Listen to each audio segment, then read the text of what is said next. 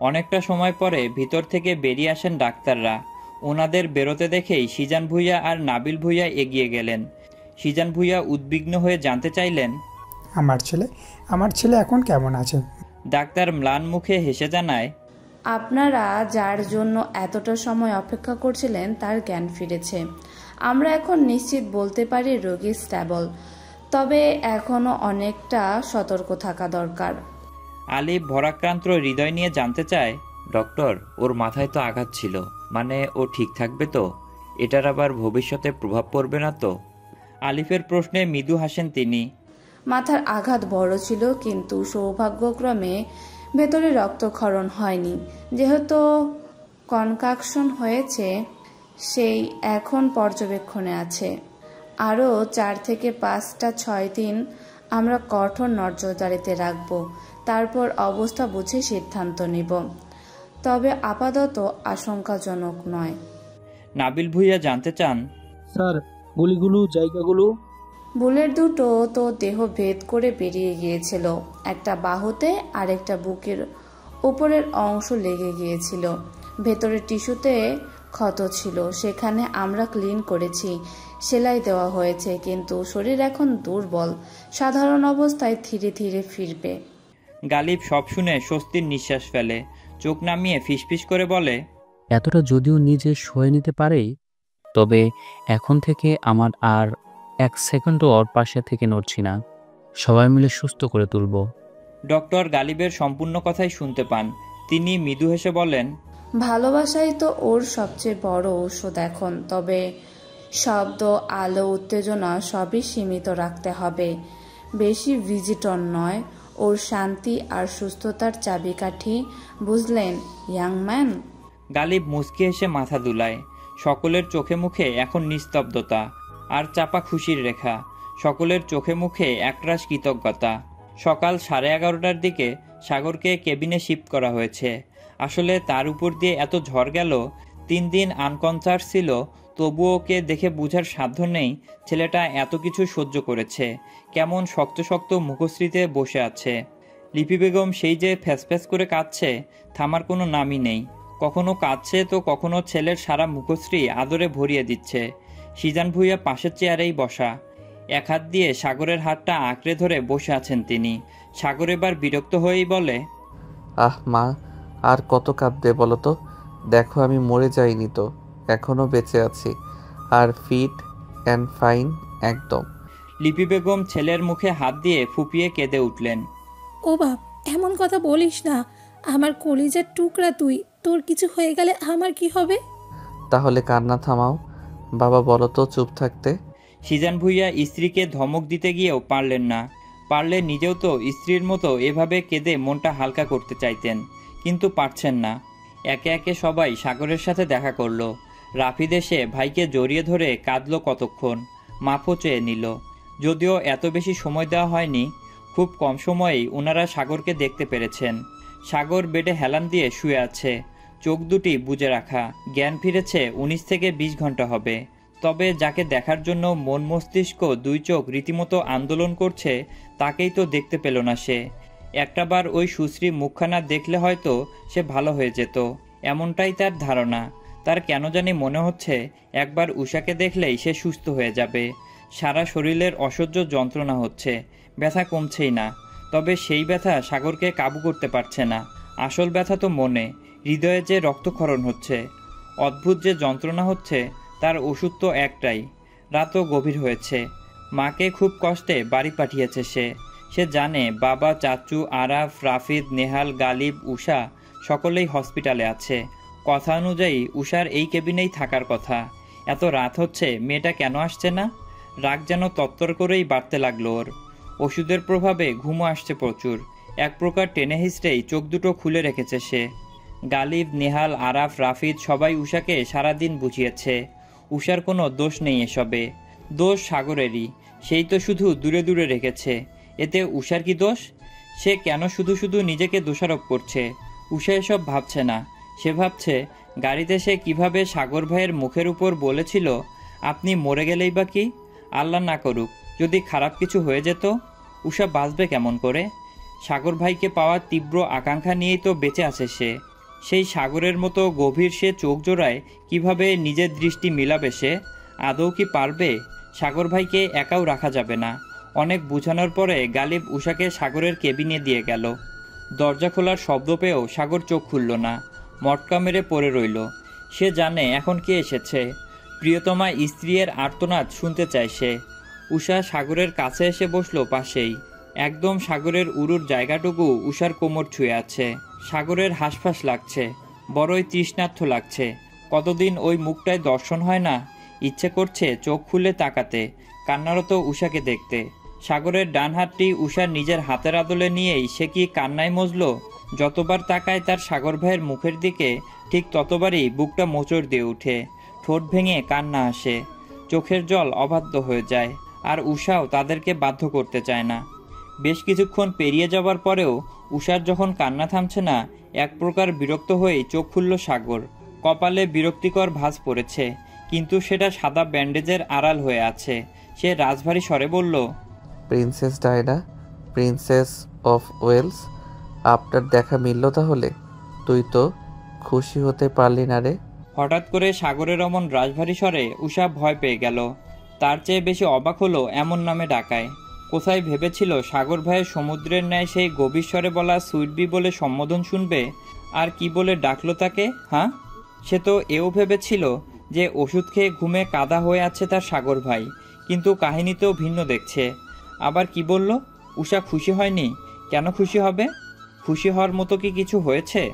উষা মাথা তুললেও সাগরের চোখের দিকে তাকায়নি। কোনো মতে নাক পর্যন্ত নজর দিতে পেরেছে, তবে সঙ্গে সঙ্গেই মাথা নিচু করে নিয়েছে। সেভাবে থেকেই মিনমিন করে বলল, খুশি হব কেন? খুশি হওয়ার মতো কি কিছু হয়েছে? বারে, তুই তো চাইছিলি আমি যেন মরে যাই। উষার ভেতরটা কেঁপে উঠল। সে এসব মরে গেলেও কখনো ভাবে না, এতটা স্বার্থপর না সে। সাগর ভাই কিভাবে এমন ভাবলেন? এদিকে উষার এমন ভঙ্গুর অবস্থা দেখে ঠোঁট কামড়ে হাসে সে, একদম দুষ্টুমি হাসি, চোখের কোণে দুষ্টুমির রেখা। উষা চোখ তুলে তাকালে হয়তো নির্লজ্জ সাগর ভাইয়ের কীর্তিপনা দেখতে পেত।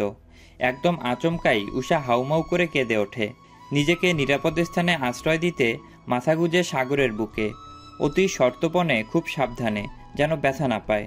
শক্ত করে জড়িয়ে ধরে কান্নার বেগ বাড়িয়ে দেয়। সাগর আচমকা এমন কাণ্ডে বিস্ময় হতবাক। পরপর ঠোঁটের কোণে ভিড় জমায় পৃথিবী জয়ের হাসি। আলগোছে ডান হাত বাড়িয়ে নিজের মধ্যে আটকে রাখে উষাকে। সাগরের সম্মোহন পেয়ে কান্নার জোর বেড়ে যায়, ভাঙা ভাঙা গলায় আওড়ায়, এমন কথা বলবেন না সাগর ভাই। আমি রবের কাছে শতবার নিজের মৃত্যু কামনা করব, তার বিনিময়ে শুধু আপনার সুস্থতাই চাইব। সাগরের হৃদয়টা কেঁপে উঠল বুঝি।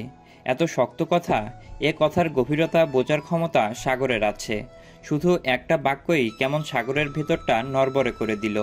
হৃদযন্ত্র তার স্থিরতা হারালো, কম্পনের মাত্রা বাড়ল বুঝি, শ্বাস আটকে আসছে তার। সাগর ধীর এবং শান্ত শীতল কণ্ঠে গম্ভীর স্বরেই বলল, হুশ, এমন কথা বলে না সুইটবি। তুই বেঁচে থাকলেই আমি বেঁচে থাকবো। তোর মাঝেই আমার প্রাণ ভোমরা, তোর মাঝেই আমার অস্তিত্ব, তোর মাঝেই আমি বেঁচে আছি। সাগরের অমন আদুরে ডাকে আর আদুরে কথায় উষা আরো অস্থির হয়ে উঠল, কান্নার জোর বাড়ল। নিজেকে শক্ত করে সাগরের বুকে পড়ে আছে। সাগরের কষ্ট হচ্ছে এভাবে বসে থাকতে, কোমরে ব্যথা অনুভব হচ্ছে, বুকেও যন্ত্রণা হচ্ছে প্রচণ্ড। কিন্তু প্রিয়তমার উষ্ণ আর নরম শরীরের স্পর্শ পাওয়ার থেকে নিজেকে আটকাতে পারছে না। এমন মোহনীয় ঘ্রাণ তাকে অদ্ভুতভাবে টানে। বিড়বিড় করে বলল, তুই কাঁদতে থাক, আমি আছি তোকে সামলাতে, কিন্তু এর বদলে আমার কিছু চাই সুইটবি। উষা সেভাবেই থাকে কিছুক্ষণ, তারপর সাগরের বাঁধনে থেকেই মাথা তুলে তাকায়। দুজনের দৃষ্টি এক হতেই নাক টেনে জানতে চায় উষা, কি চান? সাগর দুষ্টু হেসে বলে, আমার সুইটবির থেকে আদর চাই যে। উষা লজ্জায় মাথা নিচু করে রাখে, হাতের উল্টো পৃষ্ঠ দিয়ে নাক মুছতে মুছতে বলে, আপনি এখন অসুস্থ সাগর ভাই। তো অসুস্থ বলেই তো বেশি বেশি আদর করবি। তুই নিজে থেকে না দিলে কিন্তু আমি নিজে এগিয়ে আসব, তখন কিন্তু 1 ইঞ্চিও ছাড় দিব না। উষা আর কথা বাড়ায় না। মানুষটা অসুস্থ, যেটা করলে শান্তি পাবে সেটা করাই উত্তম। উষা সোজা হয়ে বসল, নিজের দুহাত দিয়ে সাগরের গাল চেপে ধরল। মুখ বাড়িয়ে উষ্ণ ঠোঁটের স্পর্শ দিল সাগরের কপালে, 2 চোখের পাতায়, নাকের ডগায়, 2 গালে, থুতনিতে এবং নীল তিলের উপরে। সাগর চোখ বন্ধ করে অনুভব করল প্রেয়সীর কোমল আদরটুকু। সে সেভাবেই চোখ বন্ধ করে রাখল, অপেক্ষা করল পরবর্তী স্টেপের। উষাও কতক্ষণ তাকিয়ে রইল সাগরের মুখ পানে। যদিও লজ্জা লাগছে, তবে নিজেকে এই কাজ থেকে বিরত রাখতে পারছে না। মিনিট 15 পরেও যখন আকাঙ্ক্ষিত স্পর্শ পেল না সাগর, বিরক্ত নিয়েই চোখ খুলতে যাচ্ছিল সে। ঠিক তখনই নিজের ওষ্ঠে উষ্ণ স্পর্শ অনুভব করে সে। বেচারা ঠিকঠাক মতো বুঝতেও পারল না, অনুভবও করতে পারল না। তার আগেই বুঝতে পারল উষা নিজেকে ছাড়িয়ে নিচ্ছে, কিন্তু সেই সুযোগ সাগর আর দিল না। ডান হাতে কোমর চেপে ধরল শক্ত করে, নিজের বুকের সাথে মিশিয়ে নিল নিবিড়ভাবে। অধৈর্যের মতো চেপে ধরল উষার নরম ওষ্ঠজোড়া। বিস্ময়ে হতভম্ব উষা। অসুস্থ শরীরটা নিয়েও এত জোর দেখাতে হবে? উষা নিজেকে ছাড়িয়ে নিতে চাইল, কিন্তু সাগর ছাড়ল না। উষার নড়চড় তার আদরে ব্যাঘাত ঘটাচ্ছে। সে বিরক্ত হয়ে নিজেই উষাকে ছেড়ে দিল। চোখে মুখে রাগ ফুটিয়ে হিসিয়ে বলল, আমি আদর করার সময় এভাবে ডিস্টার্ব করবি না? দেখছিস না অসুস্থ, তাও কেন এমন করছিস? আরেকবার এমন করলে কিন্তু ভালো হবে না বলে দিলাম। নিজের কথা শেষ করে উষাকে কিছু বলার সুযোগ দিল না সাগর।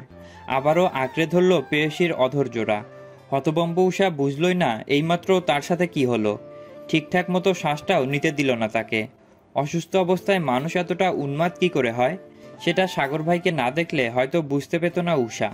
রাতের অন্ধকার পেরিয়ে ধরণীর বুকে পূর্ব আকাশে কোমলাভা ফুটে উঠছে ধীরে ধীরে। সোনালি আলোয় চারপাশটা রঙিন হয়ে উঠছে ক্ষণে ক্ষণে। জানান দিচ্ছে একটি সুন্দর, নির্মল এবং পবিত্র দিন শুরু করার। নিস্তব্ধতায় ঘেরা শহর আবারও ব্যস্ততাময় দিন পার করার জন্য প্রস্তুতি নিচ্ছে একটু একটু করে। বেলা গড়িয়েছে অনেকটা, ঘড়ির কাঁটায় 8:30 বাজবে বলে। বহুদিনের মান অভিমানকে ডিঙিয়ে একজোড়া কপোতী তখনও গভীর ঘুমে মগ্ন। একজন করা অ্যান্টিবায়োটিক ডোজের প্রভাবে ঘুমাচ্ছে, তো আরেকজন সারা রাত জেগে থাকার দরুন এই 7 সকালে এত আয়াসে ঘুমে মগ্ন। কেবিনের বাইরে কয়েকজন প্রিয়জনেরা ভিড় জমিয়েছিল, কিন্তু ভেতর থেকে কোনো সাড়া শব্দ না পেয়ে আর ঘাটল না তাদেরকে। ছেলেটা বেঁচে ফিরেছে, সাথে সুস্থ আছে, এই তো রবের শুকরিয়া। এখন ভালোই ভালোই সুস্থ হয়ে গেলেই হয়। কেবিনটা যখন সূর্যের আলোয় আলোকিত হয়ে গেল, চারদিকে মানুষের তীব্র আনাগোনা শুরু হলো, ঠিক সেই ক্ষণে ঘুম ভাঙে উষার। ঘুম ভাঙার সাথে সাথেই সে চোখ খুলে না। মিনিট 10 ওভাবেই পড়ে রইল। নিজেকে ধাতস্থ করল ধীরে ধীরে। সমস্ত ইন্দ্রিয় সজাগ হতেই শরীরে তীব্র ব্যথা অনুভূত হলো তার। ঘাড় পিঠ সহ ডান সাইডে পুরোটাই ব্যথা, মনে হচ্ছে অবশ হয়ে আছে। বহু কষ্টে উষা পাশ ফিরে তাকালো সাগরের মুখের দিকে। বড্ড আফসোস হলো তার। উনি নিজেই তো দিব্যি বেঘরে ঘুমালেন সারা রাত, উল্টো জ্বালিয়ে মারলেন উষাকে। এমন ছোট বেডে কি দুজন ঘুমানো যায়? উষা না হয় একটু হালকা পাতলা, কিন্তু সাগর ভাই তো তা নয়। তিনি একাই তো পুরো বেডটা দখল করে আছেন। কাল রাতে সাগর উষাকে ছাড়েনি, নিজের সাথেই আষ্টেপৃষ্টে জড়িয়ে ধরে রেখেছে। বাম হাতে ব্যথা বিধায় ডান কাত হয়ে ঘুমিয়েছে সে। সারাটা রাত সাগরের মাথা ছিল উষার বুকে, বাম পাটা তোলা ছিল উষার পায়ের উপরে। পায়ের উপরেও না, যেহেতু সাগরের থেকে অনেকটাই খাটো সে, তাই সাগরের পা উষার কোমর অবধি পৌঁছাতে পেরেছে। কেমন থমথমে মুখশ্রীতে ভরাট কণ্ঠে বলেছিল, যদি আমাকে ছেড়ে এই বেড থেকে উঠিস বা ওঠার চেষ্টা করিস, তাহলে আমি বুঝে নিব তুই আসলেই চাইতি আমি যেন মরে যাই। প্রতিভক্তি কর জেগে জেগে। আমার চোখ জোড়া আর খুলে রাখা যাচ্ছে না, একটু শান্তি দরকার। এই শান্তি আমি তোর বুক ছাড়া কোথাও পাবো না। সুইট পি, একটু রহম কর এই অধমের উপরে। ব্যাস, এমন আদুরে কথার পরিপ্রেক্ষিতে আর কি বা বলার থাকতে পারে উষার? কখন থেকে সাগর ভাইয়ের মুখ থেকে কাঙ্ক্ষিত সম্বোধনটি শুনতে চেয়েছিল উষা। এবার বুঝি সত্যি হলো। গম্ভীর স্বরে সাগর ভাই সুইটবি বলে ডেকে উঠলই। উষার বক্ষে মৃদু কম্পন শুরু হলো। আর ইচ্ছেই করলো না তার একান্ত ব্যক্তিগত পুরুষটার থেকে দূরে যেতে। অনেক তো হলো এই লুকোচুরি, আর কত। উষাও ঠিক সাগরের কথার ধরন অনুযায়ী শুয়ে পড়েছিল। বলা বাহুল্য বেশ আরামদায়ক ঘুমই হয়েছে সাগরের। সেই রাত 11টা কি 11:30 থেকে ঘুমিয়ে আছে। এখনও একবারের জন্য ঘুম ভাঙেনি তার। উষা খুশি হলো, এভাবে ঘুমাতে পারলে দুর্বলতা শীঘ্রই কেটে যাবে। সুস্থ থাকতে হলে আগে ভালো ঘুম দরকার। উষা শতব্যথায় জর্জরিত শুভ্র মুখখানার দিকে তাকিয়ে রইল নির্বিশেষ। নিজের শরীরের অসহ্য ব্যথাগুলোও যেন কোথায় পালালো। মানুষটার মুখের দিকে তাকিয়ে থাকতে থাকতেই হঠাৎ করেই উষা ডুকরে কেঁদে উঠল। উষা ভেবেছিল তার এই এক জীবনে বুঝি আর ভালোবাসা পাওয়াই হবে না, তার সাগর ভাইকে হারাতে হবে চিরতরে। কিন্তু না, তেমন কিছুই হয়নি। আল্লাহ তাআলা অন্য কিছু ভেবে রেখেছিলেন। উষার দিক থেকে প্রথমে প্রণয়ের শুরু হয়নি। সে তো বুঝতো না, ভালো লাগতো তাই সবাইকে বলতো বড় হয়ে সাগর ভাইকে বিয়ে করব, সাগর ভাইয়ের বউ আমি। কিন্তু কে জানতো মজায় যে সত্যি হয়ে যাবে। উষার দিক থেকে প্রণয়ের শুরু হয়েছে তাদের বিয়ের পর থেকেই। সে তো তখনও নাবালিকা, প্রেম ভালোবাসা কি সেটাও সে বুঝতে পারত না। কিন্তু দিন যতই অতিবাহিত হচ্ছিল ততই যেন উষা কোনো কিছুর আতলে ডুবে যাচ্ছিল। সাগরের প্রতি মায়া, ভালোবাসা, অনুভূতি সব যেন তরতর করে বাড়তে লাগলো। তার মস্তিষ্কে শুধু একজনের নামেই আন্দোলন চলত। হৃদযন্ত্রের ধুকপুকানি একজনের নামেই বাড়তে লাগলো। উষা ভেবে পায় না কখন থেকে সে এই লোকটার প্রেমে মজেছে, কবে থেকে নিজেকে উজাড় করে দিয়ে ভালোবেসে ফেলেছে। এত বড় সর্বনাশটা কখন হয়ে গেল? কান্নার জোর কমার বদলে একটু একটু করে বাড়তেই লাগলো। সেই সময় পিটপিট করে চোখ মেলল সাগর।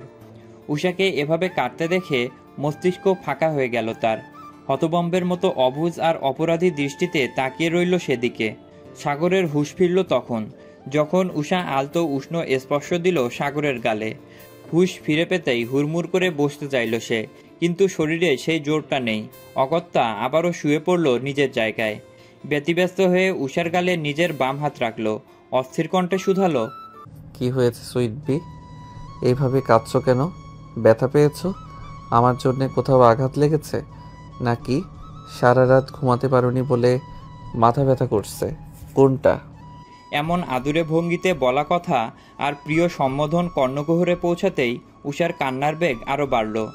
নিজেদের মধ্যকার দূরত্বটুকু ঘুচিয়ে সাগরের দিকে আরও এক ধাপ এগিয়ে গেল। একে অপরের শরীর শুয়ে আছে অবলীলায়। সাগরের গলা জড়িয়ে ধরে তার বুকে মুখ লুকালো উষা। সাগরের শার্টে নিজের নাক চোখ মুছে মাথা নেড়ে না বুঝালো।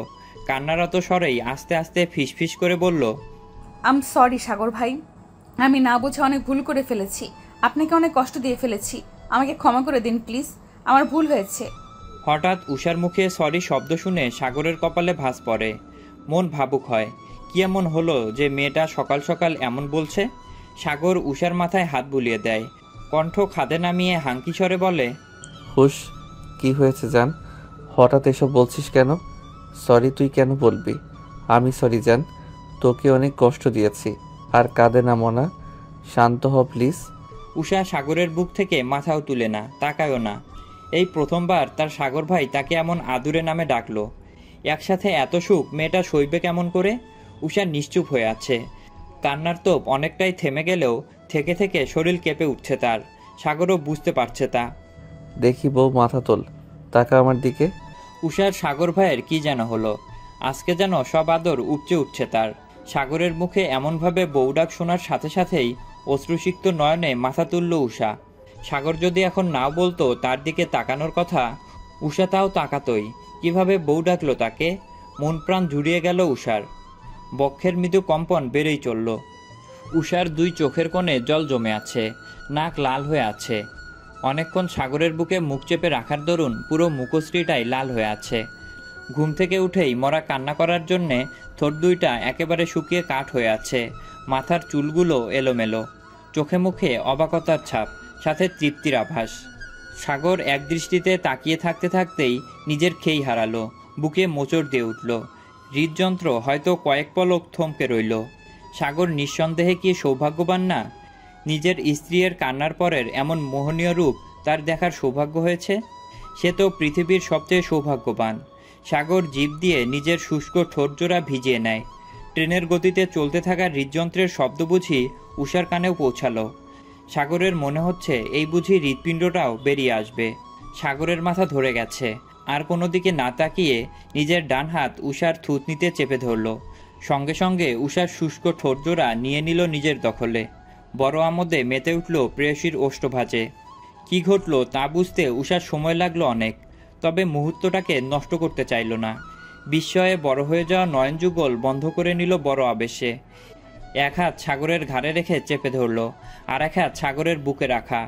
উষার আশকারা পেয়ে আরও লাগাম ছাড়া হলো সাগর। সময় করালো বহুক্ষণ, কিন্তু কারো মাঝেই থেমে যাবার কোনো তাড়া নেই। অবশেষে যখন উষার শ্বাস আটকে আসার জোগাড়, তখন সাগর ছেড়ে দিল তাকে। উষার কপালে গভীরভাবে নিজের অষ্টজোড়া ছুঁয়ে দিল। পরপর নিজের কপাল উষার কপালের সাথে ঠেকিয়ে শ্বাস নিতে লাগলো অস্থির ভঙ্গিতে। কিছুক্ষণ সেভাবে থেকেই উষার কানের কাছে নিজের মুখ নিয়ে হাঙ্কি স্বরে ফিসফিস করে বলল, yummy, a morning kiss, you know sweet bee, now I feel too much better. উফ চান, আরও এক